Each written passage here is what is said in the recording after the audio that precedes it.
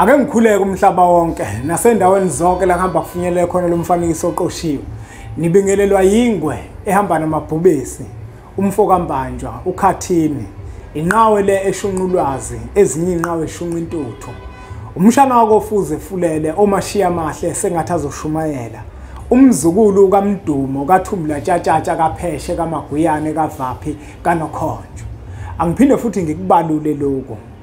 Isango labelaphi silivulile.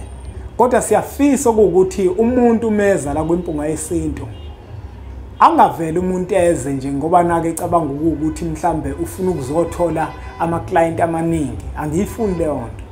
Ngifuna umuntu ozoza ngeqiniso lokuzosiza abantu abaxakekile. Imali ake siyibeke emuva. Imali ayilandele yona ngomsebenzi wakho omuhle ozobuwenza wokulekelela abantu.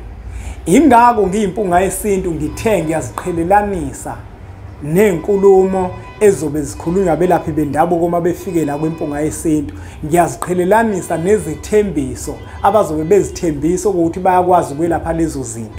Yindaba ngiziqhelelanisa.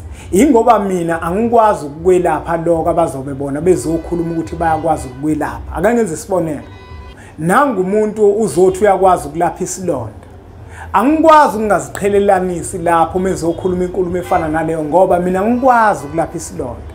Umuntu okwazi ukulapha isilonda uyena. Bengikhulumela into efana naleyo ukuthi makufika umelaphi la ethi yena uyakwazi ukubethela qinisa igceke, uyakwazi ukuxosha izilwane egcekeni.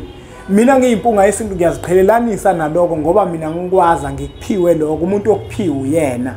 Okusho ukuthi ke manje wena uma umbiza, ubiza yena, ubiza impunga yesintu. Ingakho ke ngikugcizelela futhi ukuthi kunina nonke belaphi eningithintayo nithi nifisa ukuzovela kwi-Mpunga yesintu. Kwi-Mpunga yesintu asimthanda umuntu ozazovela ngoba naku ethi ufuna ukuthola abantu abaningi ukuze athole imali eningi. Kodwa sithanda umuntu ozothi uma efika la azokhuluma into anesiqiniseko sokuthi uyakwazi ukuyenza ngoba kule channel silekelela abantu. Akuyona inhloso ukuthi sakhe imali, kodwa inhloso enkulu kukulekelela abantu, imali iza kamuva. Ingakho nami ngiyimpunga yesintu ngikwazi ukuthi nginikeze abantu ulwazi, ngibafundise. Emva kwaloko bese ngiyabatshela mase benemibuzo ukuthi zikhona izincwadi ukuze bezokwazi ukuphenduleka emibuzweni yabo.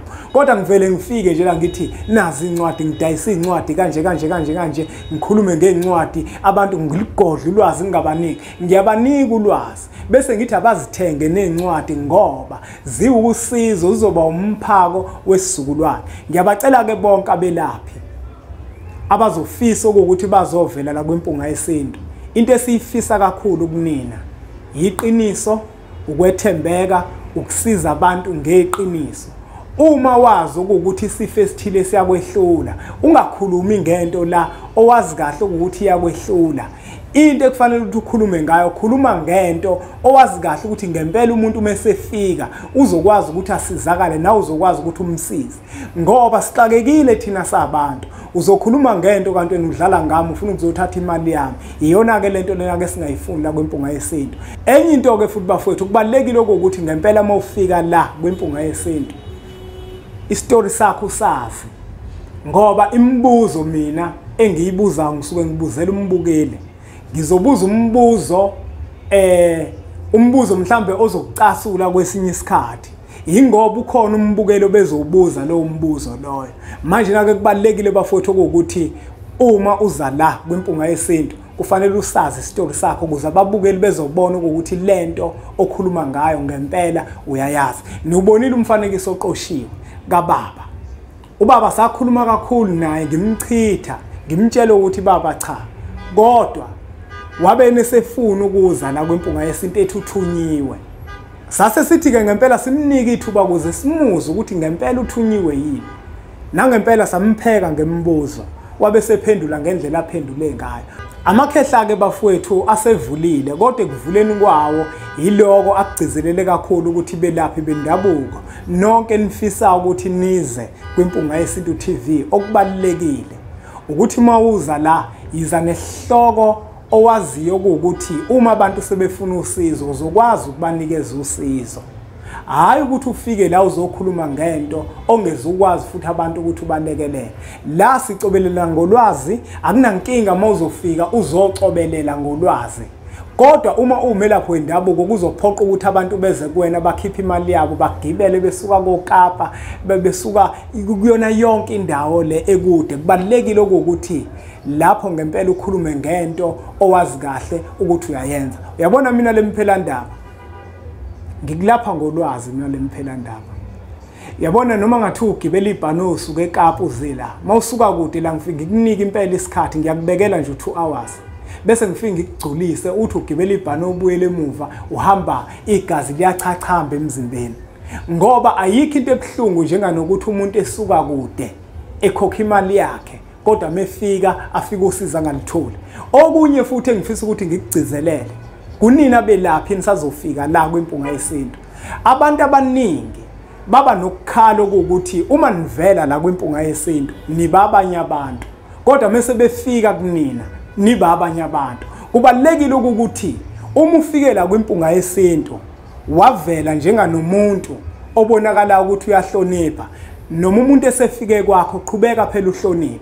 Ungahloniphi ngoba nakula kwi-Mpunga yesintu umuntu mase sefika kwakhe esigodlweni usuyamedelela awusamnika inhlonipho yonke leyo nto. Ayifuneki leyo nto bafowethu nodadewethu. Kubona bonkeka belaphi bendabuko abazofika la kwi-Mpunga yesintu sizosebenza nabo. Kubalekile ukuthi bafowethu inhlonipho siyibeke phambili ngoba inhlonipho iyona eyokwenza umsebenzi wokhokho bakho ukwazi ukuhlonipheka futhi udlondlobala uye phambili.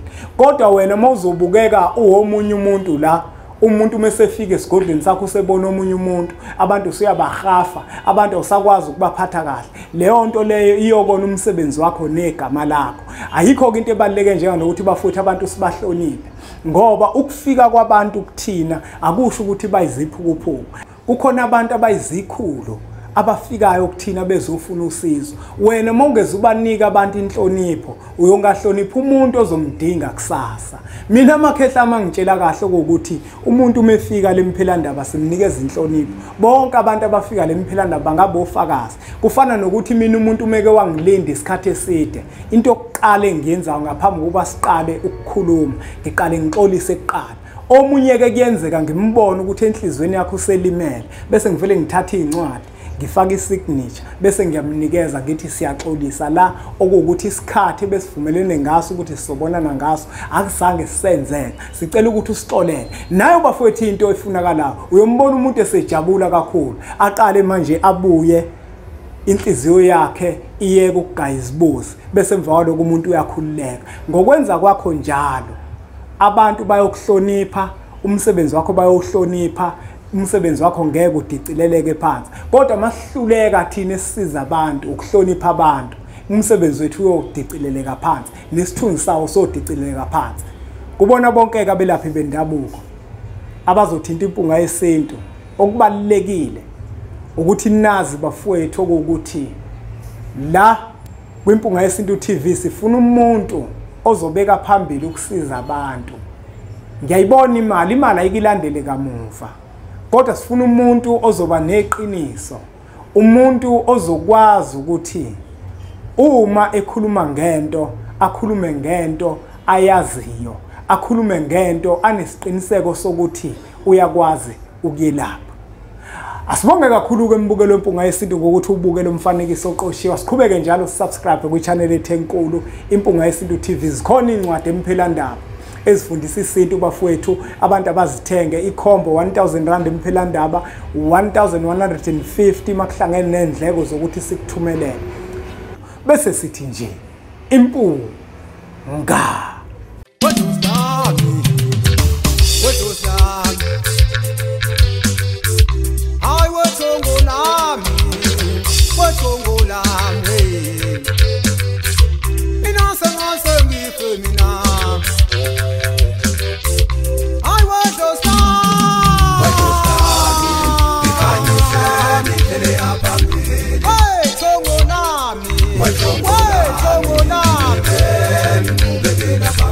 Ina sengaze ngife